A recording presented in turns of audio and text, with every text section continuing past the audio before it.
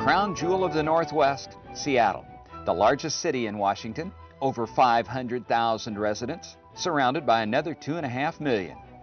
A gateway to the Pacific Rim and Alaska, which shapes culture and development here.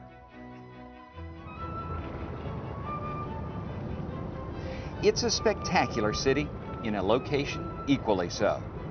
When the sun's shining, everyone that can is outdoors taking advantage of the weather. Sunglasses and suntan lotion are big sellers here.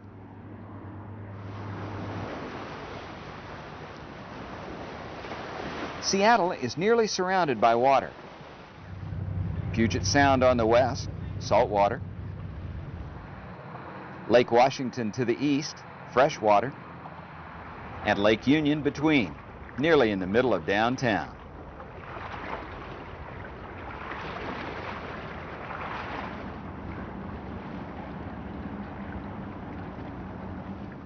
On Puget Sound, a vast system of car ferries, an important link between Seattle and the many islands in the San Juan archipelago. Less than an hour from downtown, hiking and snow skiing at Snoqualmie Pass, so it's conceivable to be hiking or skiing in the morning and sailing or water skiing in the afternoon. Though it doesn't snow very often in Seattle, when it does, the city shuts down, and to the delight of the area's children, most of the schools do so too. Everything to do with the outdoors is embraced here. Gasworks Park overlooks Lake Union and Seattle. It's a popular place on a sunny afternoon. The houseboats along the lake's east shore is where the movie Sleepless in Seattle was filmed.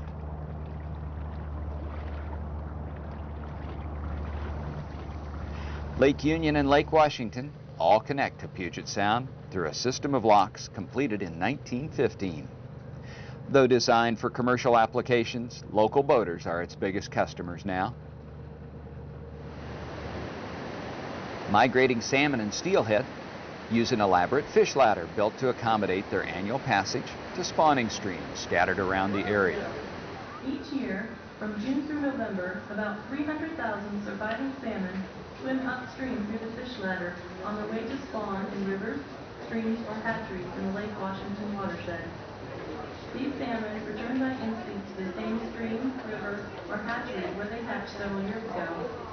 Upon arriving, a vibrant icon of the city's past is the venerable and colorful Pike Place Market, a farmer's market where fresh fish and produce share stalls with flowers and a wide assortment of homegrown vendors.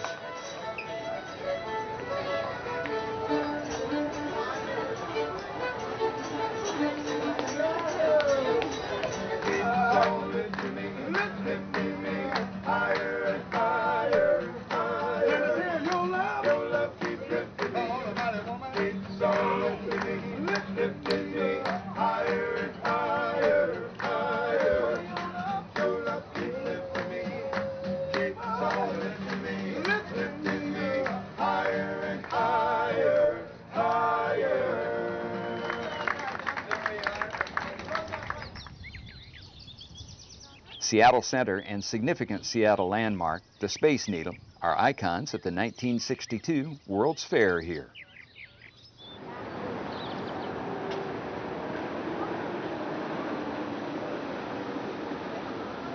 The park is an active gathering place for cultural events, plus a new basketball arena for the Seattle Supersonics basketball team, a hot ticket during the season. The recently opened, Frank Gehry designed Experience Music Project. Conceived by former Microsoft executive and co-founder Paul Allen and Jody Allen Patton, his sister, the EMP is dedicated to capturing, preserving, and reflecting the essence of rock and roll.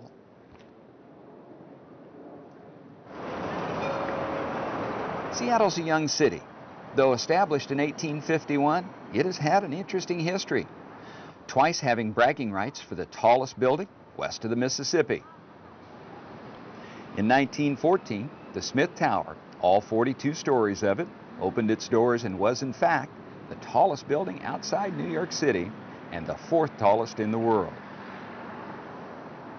70 years later, just a few blocks away, the Columbia Tower reclaimed the city's title of having the tallest skyscraper west of the Mississippi.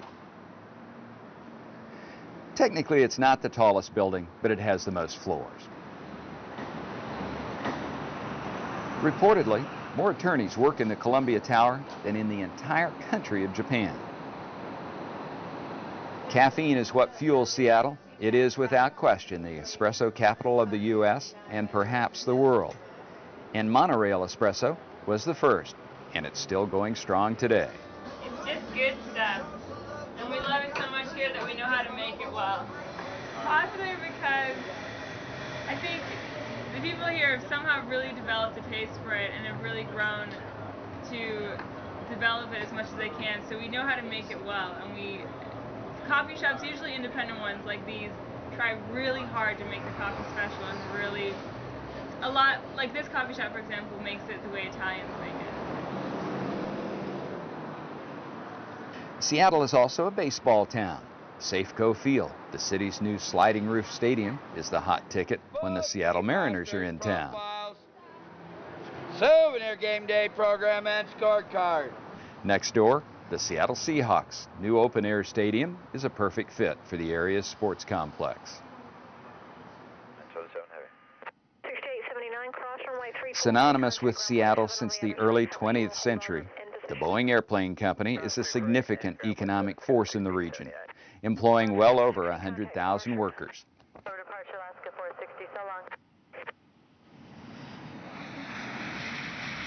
In recent years, the computer and electronics industry has had a significant impact on the region, with companies like Microsoft, Real Networks, Nintendo, and Amazon.com, just to name a few.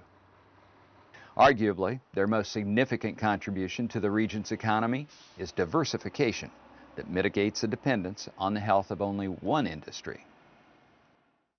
My career spanned the golden age of photography. The 30s, the 40s, the 50s, the 60s, the 70s, and probably most of the 80s.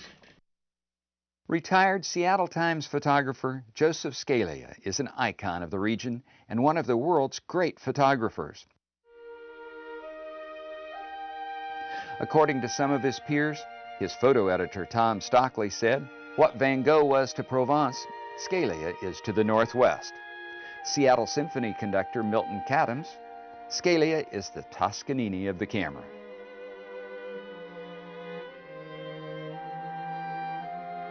In 1952, on The Ed Sullivan Show, he was awarded the Look magazine's Sports Photo of the Year for this shot.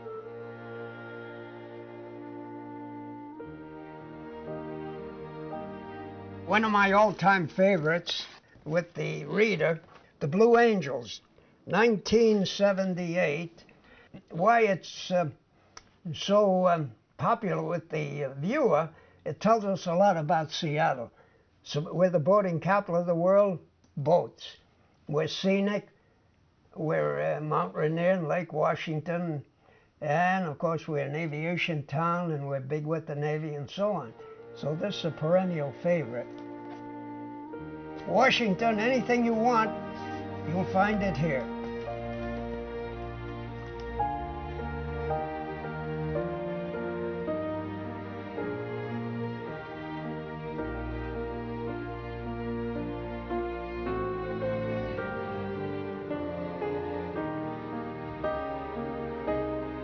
What I look for in a picture is permanence. A picture that's interesting today and would have been interesting 100 years ago and will still be interesting 100 years from now. Permanence. While I'm not one of the famous or the talented, big talents, I don't think there's any photographer anywhere, anytime, who has worked with more good subjects than I have. More variety.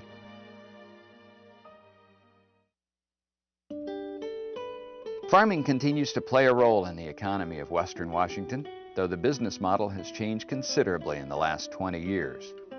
On the one side, corporate farms, large business machines that are profitable because of an economy of scale and efficiency. On the other side, small farmers like those at the public market who have found profitability selling direct to the public, truck farmers. They not only sell to the public, but they handle all the processing themselves. The Dagote family, Tom and Jeanette, and son Amos, have turned truck farming into an art form. Theirs is a special crop that starts popping up in the spring. By mid-April, their fields become a showplace of extraordinary color and entertainment during the Skagit Valley Tulip Festival.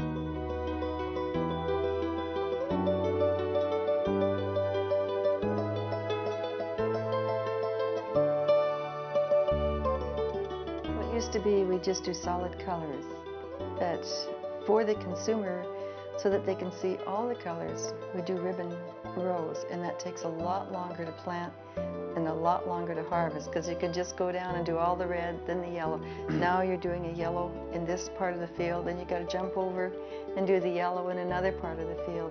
So it takes a lot longer to put the field together, but it's worth it.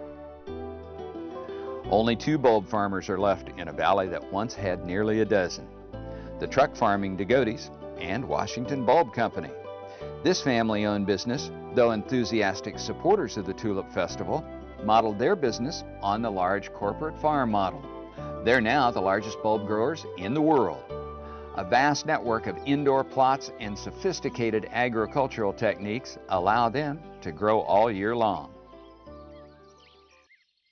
As large and successful as they are, the Rusin family still open their fields to the public during the Tulip Festival and take great pride in a family tradition of gardens at Rosengard.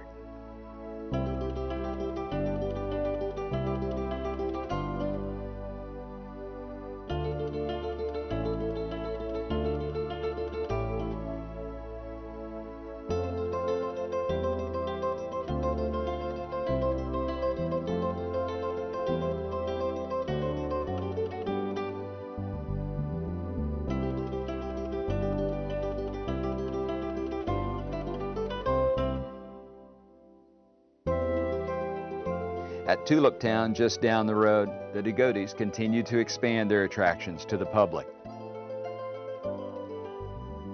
Their mule-drawn wagons are a hit with old and young.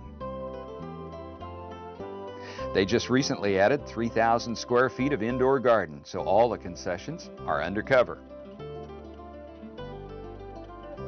This is a photographer's paradise.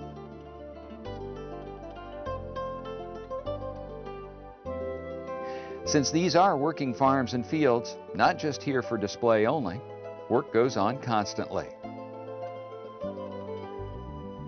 The Dagotes will sell at the show their entire production of bulbs, which they package up and deliver in the fall. In the wee hours of first light is when the flowers that will be sold that day are picked. It's a time when the buds are closed tightly. Jeanette's goal is to sell only the most perfect flowers, which will last up to 2 weeks.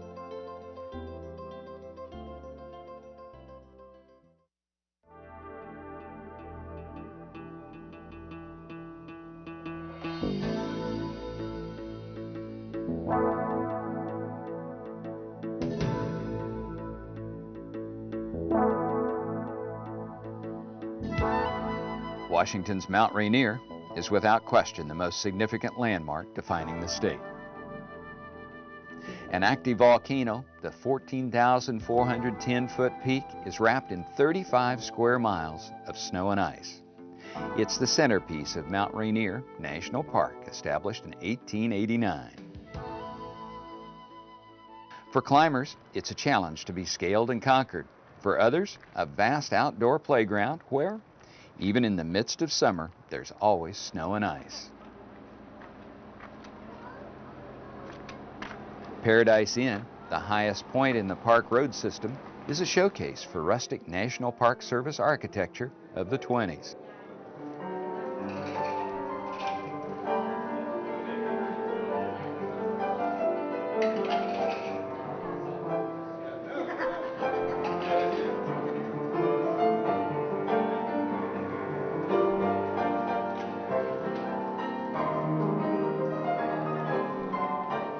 High meadows above Paradise, covered by record snowfall in the winter, explode with color during frequently sunny summer months.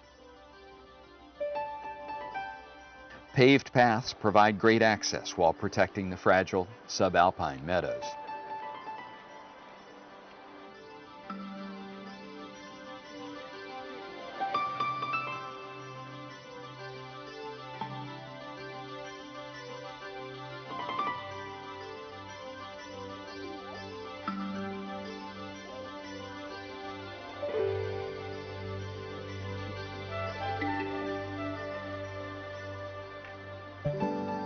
Above the flowered meadows, the glacier-wrapped volcano is in a constant state of change.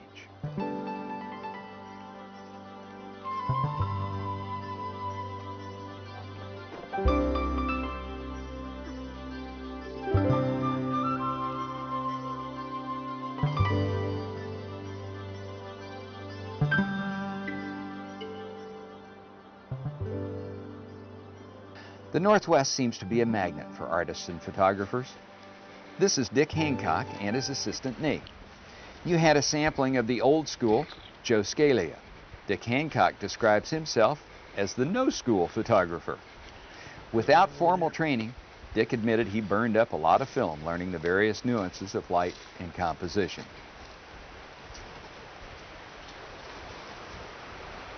Maybe the short version of my photography started when I was a young man, and I just liked photography, always had liked photography, period, and was an avid hunter, spent a lot of time in the woods, and as time went on, I really put my guns down and realized that I could pick up my camera anytime I wanted, after work, evenings. You know, I could go shoot waterfalls. I could, and I live, you know, in the foothills of Mount Rainier, so it doesn't take me very much time to get there. That I got such great enjoyment out of photography. Now he's one of the top wildlife photographers in the world, who's delivering his art, his photographs, on canvas.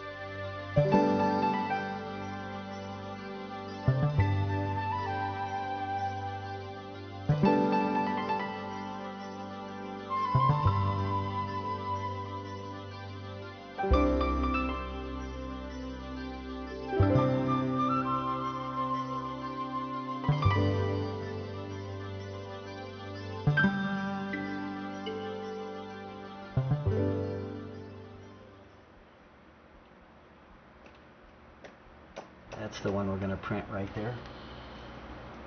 Once we have the transparency developed, from there we take it to the scanner. From the scanner, once we've scanned it, we clean up the image, get rid of all the dust and dirt, and then and go directly to the printer. And we've just earmarked this wall in our shop for hanging the work, and it'll what we do is we allow a 24-hour period of time for this to dry, and once the ink sets, then we coat it with a UV protective coating. Now you saw the printing process, you've seen that happen. We've coated it, we've stretched it, built a frame. I also sign on the back, it's a signature series, and I date it and sign it and copyright it there. Shut the door, would you? Their shop in Buckley is a beehive of activity. In addition to their photographic pursuits, Dick's wife, Gloria, is a talented artist, which led them into another business. Artist Dream Canvas is very unique in its ability to see through. I just take my hand and just show you if you have a little light in the back. And a lot of times when they put their drawing in the back, they have a little light back there that helps them to see the lines that they're going to transfer to the front. This is a picture of a little girl. Gloria took the picture, blew it up a little bit so she got some detail. What she was describing is that some might want to take a photograph, stick it behind the Dream Canvas, and to be able to see detail through to the Dream Canvas, possibly from a photograph. But what Gloria's done is she's drawn it freehand, and now from her drawing she can take this now, instead of drawing it again freehand. Once she's done that, she's able to take the drawing and put it on the Dream Canvas and translate her own drawing right through, and then add color and so forth with it. So it's been tremendous. We have one over here that she's done of a child, a finished product, again from a photograph that she's done, and you get this very vibrant, translucent color. So it's real unique. It looks different than normal canvas that's flatter, brings everything to life.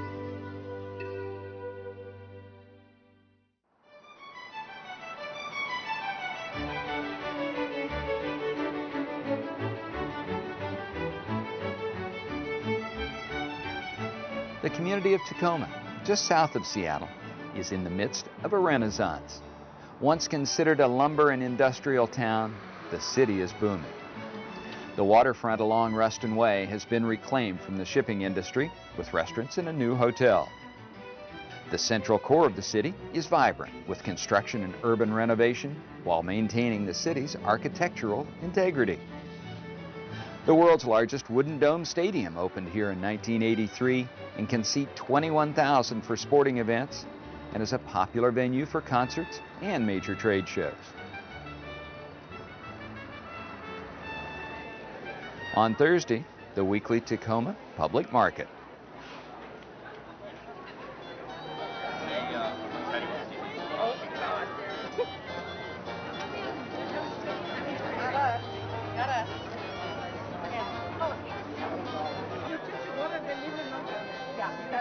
Yeah, that's good. That's good. This is a nice one. Very nice. Sometimes I don't know, it's harder to keep the air in or to let it out. I can't figure out how to keep the air in there. I'm waiting for another instruction in the mail so I can learn how to do that. One guy says I don't talk well enough and I walk sideways. So other than that, I'm becoming an airhead. There's a new light rail system and art museum, and the centerpiece of Old Tacoma, the train station, is now the federal courthouse. Just across the tracks, the Tacoma Glass Museum.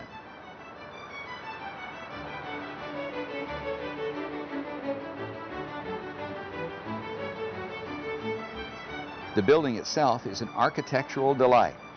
Canadian architect Arthur Erickson's artistic design creates an illusion of space and expanse, yet is practical when it comes to the business of display and creation of glass art.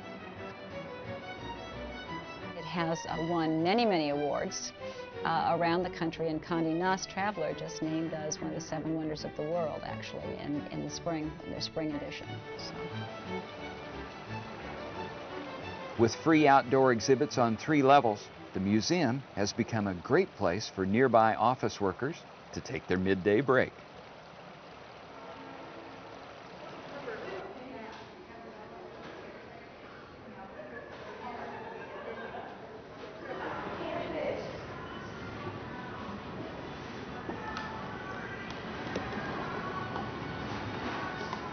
It's an ocean. Can you tell? The Bridge of Glass may be the most impressive, with a staggering collection of Chilhooly work on the 500-foot-long walkway. We've been open for just about a year now. About 300,000 visitors have come to share our programs and visit the hot shop and see artists at work on the floor, and lots of school children, about 15,000 school children. So we've had a pretty tremendous first year, pretty excited about it.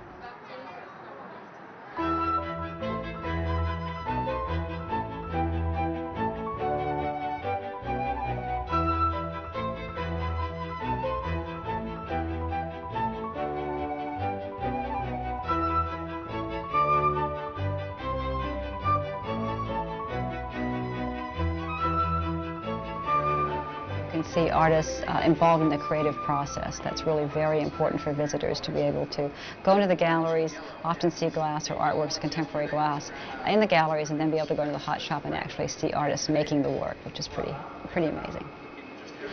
Most people who get to know the medium very well have been working at it for 10 to 15 years. And it's a whole team. Some artists do it by themselves, but for the most part, you really work in teams of people, and it's not easy. They make it look a lot easier than it actually is. I've done it, so I know that it's not easy. Mukilteo, Washington artist James Mongrain is in the museum's hot shop this week, creating his art in glass. Mongrain is a recognized and respected leader in the art of blown glass. He's nationally known for his Venetian goblets, combining functionality with art. He's collaborated with a variety of great artists, including Northwest glass-blowing icon Dale Chihuly, for whom he has also been a gaffer since 1996. We're doing a classic Italian Venetian piece called the Veronese vase. And these are some real bright colors, some larger scale pieces. To make this piece, it takes about an hour with a 7 or 8 person team. And these guys are, they're pretty ace. We've got a great crack team, and I brought a bunch of these guys from my studio in Mukilteo.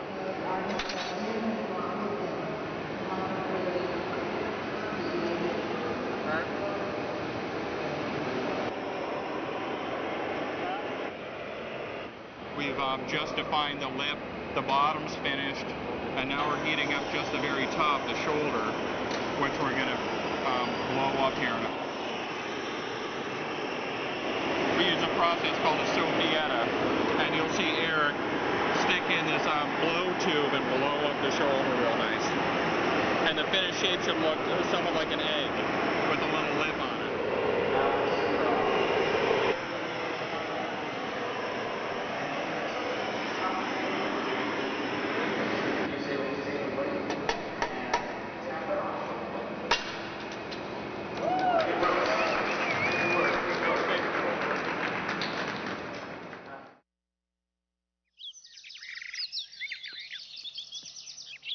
Washington is a beautiful state.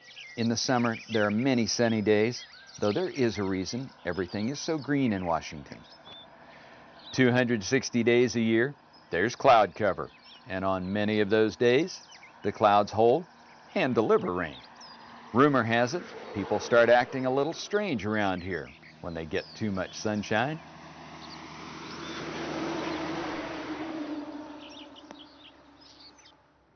Moving south and inland to Washington's most famous mountain, Mount St. Helens. At 8:32 a.m. Sunday morning on May 18, 1980, Mount St. Helens erupted. Most people think Mount St. Helens blew apart, but in reality, it fell apart. 90% of what's missing fell off the volcano during a landslide. It's roughly enough rock to fit on a football field. If you built walls around it, 600 miles high. So it was a really large landslide. The landslide, as it came down, released all this molten rock from pressure, and gases inside that molten rock rapidly escaped, and they blasted apart the molten rock, and that's why rocks were flying out the side of the mountain. And if we look at the hillside right behind us here, you can see lots of light gray rocks as well as a lot of other colored rocks out there. The light gray rocks are pieces of that bulge that were flying out the side of the mountain at speeds of 450 miles an hour. You can see the effects of the blast had on the trees here. We either have just shattered stumps, or if we do have a tree trunk, most of these tree trunks are very small, and you can, well, I should say these are big trees, but you don't see very much of the tree left because the branches were just stripped off and the tops of the tree were snapped off and carried away. The Forest Service Johnston Ridge Visitor Center is where the story of Mount St. Helens comes alive. There's a small fee to visit the center and vast system of paths surrounding, but this is the best $3 you'll ever spend. Pyroclastic flows swept out of the crater, and the biggest mud flow poured from the landslide deposit. Throughout the day, winds blew ash from the erupting volcano across eastern Washington.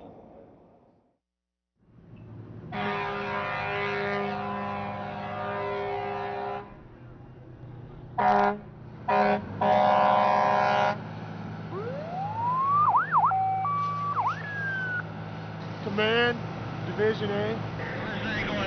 I've been advised by the homeowner that we have a baby on the DA corner of the house, second floor in the bedroom.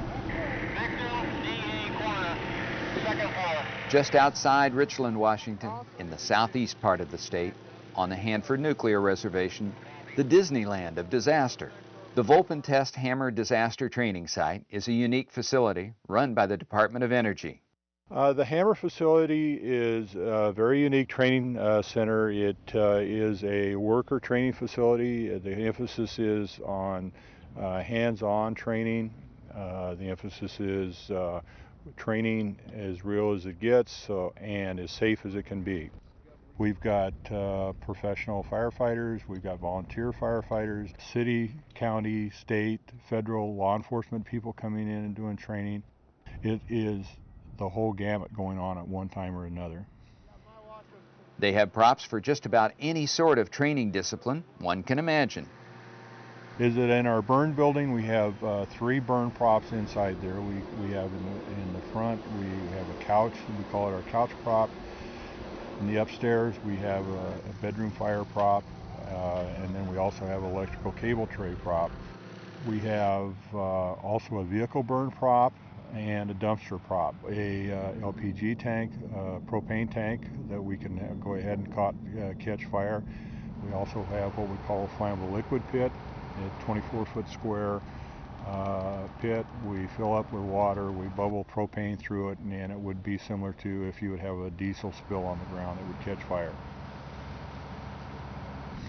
We have a vehicle, a flammable liquid truck that we use that can catch fire as well. We have rail cars, some of them are overturned, some of them leak for hazardous materials response. We have a tower, 6-story tower. The 3rd floor, the 5th floor, and the roof have engineered anchor points so that we can do rope training off of it, where they do rappelling and the various types of rope training needs to be done with that.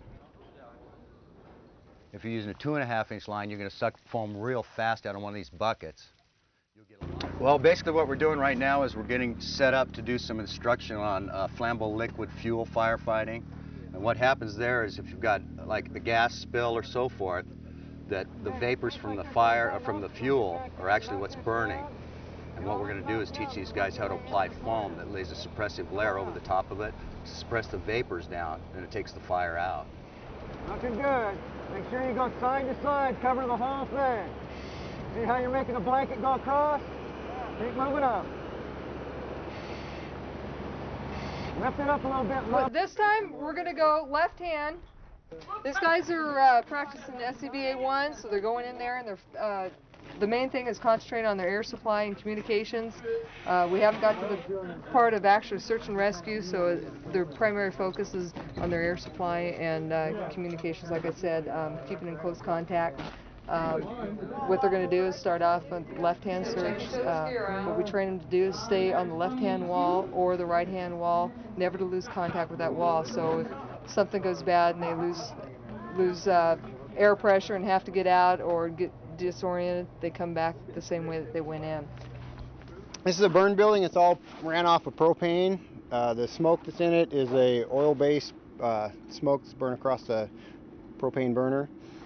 The safety features of the building, there's emergency stop buttons anywhere in every room in the building. There's monitors to monitor the propane levels in the building all the time, so if propane ever gets too high in the building, it'll automatically kick on the large fans on top of the building and vent everything out of the room within 7 seconds. There's also thermocouplers from the ceiling level that monitor the temperature at all the times. And if the temperature ever gets above 500 degrees at the 5-foot level, it'll also kick on those fans. One of the scenarios we create for the firefighter students in this building is on the 2nd floor. They assume a hose line at the doorway. We're right there with them. We can watch where they're going. And they enter the room. It's full of smoke. They can't see their hand in front of their face. It's pitch dark. And the first thing that happens with an overheated room and all that smoke is it sets fire to the ceiling with what we call a rollover fire. And instantly the whole ceiling catches on fire. The crews begin to attack that ceiling to cool that down, and then the bed comes up as a secondary fire, and the yells and hoops and hollers is just outstanding. Crews have a great time with it. They learn a lot, and it's extremely representing what they find once they go home in real life. Gives them a real home-based scenario that they can really live with when they get back home. With fire prevention being what it is, We don't see as many fires as we used to, say 10 or 15, 20 years ago. So facilities like this are just an outrageous training opportunity for us. We did pretty good. Last time we did this, we didn't have any victims in there, so a little different this time, but it's a great prop. It's really realistic, and we like the heat. The hotter the better.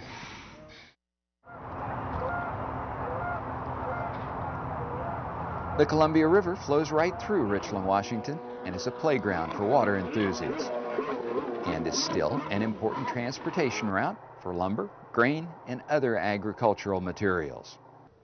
Water from the Columbia has turned the dry, relatively arid eastern half of Washington into an agricultural gold mine. Wheat is the state's most valuable crop, with potatoes following closely. Potatoes grown in Washington represent 20% of potato production for the entire United States. Orchards are another revenue center for Washington, with the largest production in the world of apples and pears. A relatively new but rapidly growing segment of Washington agriculture is wine grapes, now producing some of the very best wines released in the United States. Spokane is the state agricultural hub, the second largest community in Washington with nearly 200,000 residents. The largest city, between Seattle and Minneapolis, serves as a hub for the 36-county region called Inland Northwest. Quality of life is the city's most redeeming quality. It's ranked as the city with the second best summer climate in the U.S. This high desert community gets 260 days of sunshine a year.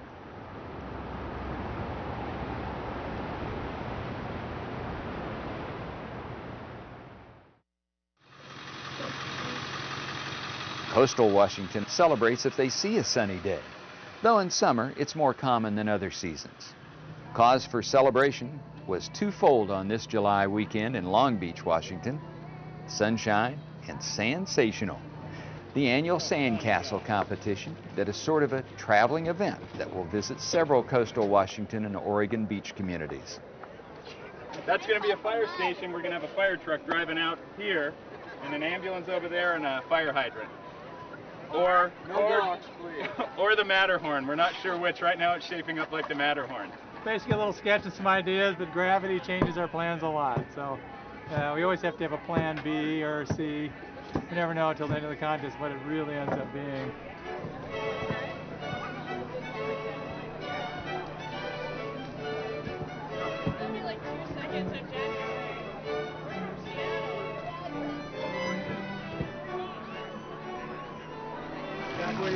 A good sand sculpture has connection with the audience, with the characters. It's all connected, unified. It has a good positive, negative space layout. It has clean lines. That's the secret. Clean lines. And not cartoony, but realism.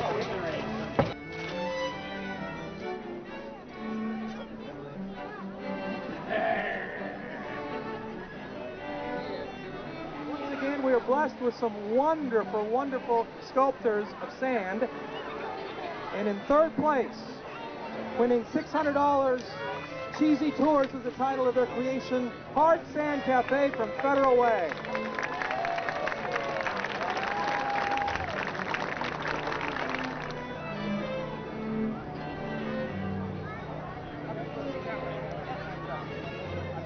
The team is Sandango from Vancouver, Washington. Hunter's Nightmare was their creation in pin number 8, winning $900. And in first place, the prize is $1,200. The team is the Orbital Sanders, Who Cut the Cheese, Seattle, Washington. Arr, arr, arr, arr, arr, arr. Just south of Long Beach, the mouth of the mighty Columbia River meets the Pacific. On a clear, calm day, passage into the river appears relatively easy, though looks can be deceiving. The channel, only 40 feet wide, requires a skilled river pilot. On a rough day, it tests even the most skilled of river pilots. This beach on the north side of the Columbia is where Lewis and Clark first set foot in the Pacific before going back upriver and crossing into Oregon to build Fort Clatsop, their winter over shelter. Ilwaco is a little fishing community just upriver from the mouth. Fishing has been, and will likely always be, an important economic resource for coastal Washington. The community of Westport. We sell these jumbo crabs here off the dock sometimes, and they're fresh. We go out there a couple times a week and pull our crab gear. We got a live tank that we put them in, and hopefully it's a nice day and people come down to the docks today and purchase our crab. There's nothing finer. This is premium fresh. Local caught. Wow. So when did you get them? These were caught on Thursday. How big are they? These are around 40 pounds before they're dressed. We dress them at sea. Yeah. And they're probably around 35 after they're dressed. So how's the fishing now? It's been this season and last season. There's more salmon around than there's been for the last 40 years. The fishing opportunity is not as good as it was 40 years ago. There's a 31 pounder there. We take special care of our fish so we can bring them right to the customer fresh, and they're not just anonymously caught and delivered through the cannery. So we get a real good high quality product to the consumer that way.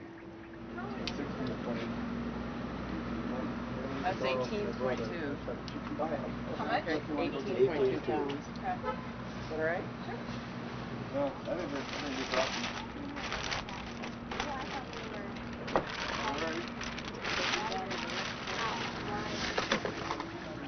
we're lots of nice fish. We have had Westport charters for 15 years now, although it's been in existence for about 45 years. And my husband has worked on boats since he was 8 years old, and same with my son, and same with most of the deckhands and skippers out here. Been working since they were 8 or 10 years old. We start about March 15th, start bottom fishing. We take people out for deep sea fishing. Right now you're in the height of our salmon season. We leave every morning at 5:45, and there's 30 boats that fish out of here. And as you can see, today was red hot fishing. It's great. We do that. We do bottom fishing, salmon fishing, albacore tuna, halibut fishing, and pretty much everybody does pretty much the same thing. Day after day. Not doing that.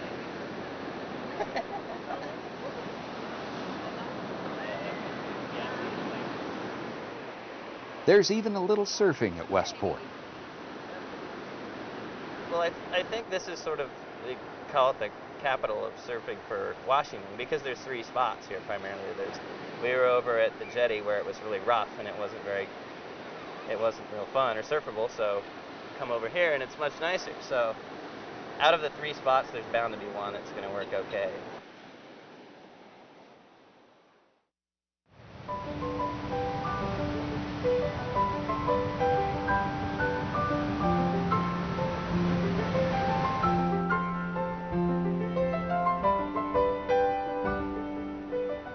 This is the Olympic Peninsula, a very special part of Washington that boasts one of the most temperate areas of western Washington, Sequim, and just a few miles away, the wettest in the entire United States. Over 160 inches of rain may fall each year in the Olympic National Park rainforest, with weeks or even months passing without even a hint of sunshine. Not the story this particular day. It was one of the rare days when sunshine appeared.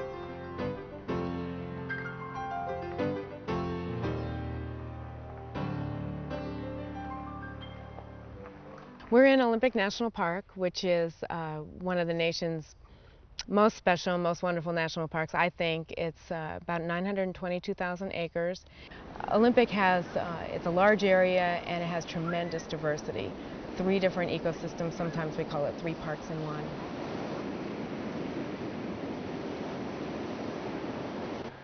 July and August are the driest months of the year, July, August, and September, and so wonderful cloudless days in the 70s happen, although usually what people think of are the winter days where it rains for days on end. Although here, one thing that people a lot of times don't realize is that there may be 12 feet of rain in the rainforest, but the mountains cause what's called a rain shadow. So on the northeast side of the mountains, here in Port Angeles, for example, we get much less rain. So here in Port Angeles, we actually get less rain than Seattle. We get about 25 inches of rain a year. Hurricane Ridge is very well known. It's the easiest place for people to get up and actually see the high country and be in the high country. It's around 5,200 feet, and on a clear day, which if you're lucky you can find, you can see, you get a great view of the Olympics, the major peaks of the Olympics, including Mount Olympus. And if you turn the other way, you can see the Strait of Juan de Fuca and out over towards Vancouver Island.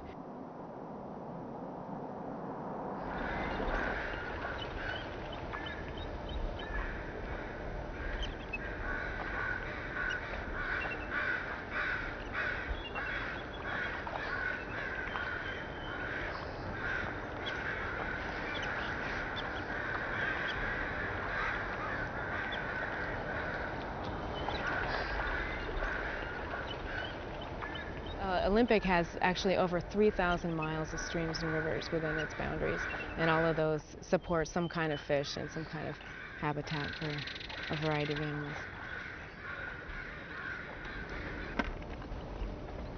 Most of the river systems are protected within the park, so they're very clean and for the most part pristine. And one of the more well-known rivers in the park is the Elwha River.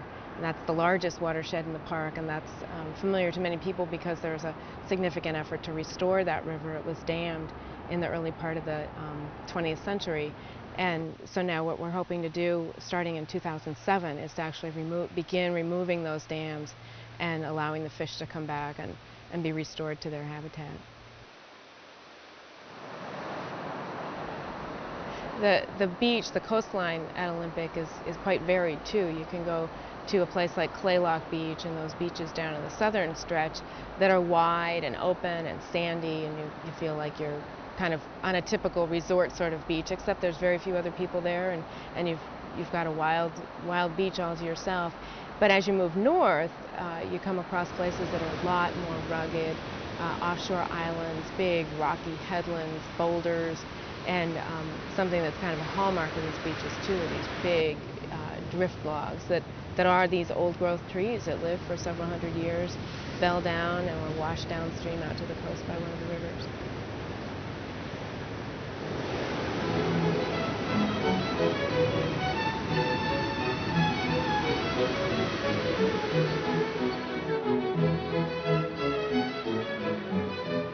The variety of stories, geography, climate, people, customs, and weather that are part and parcel to this great country are endless.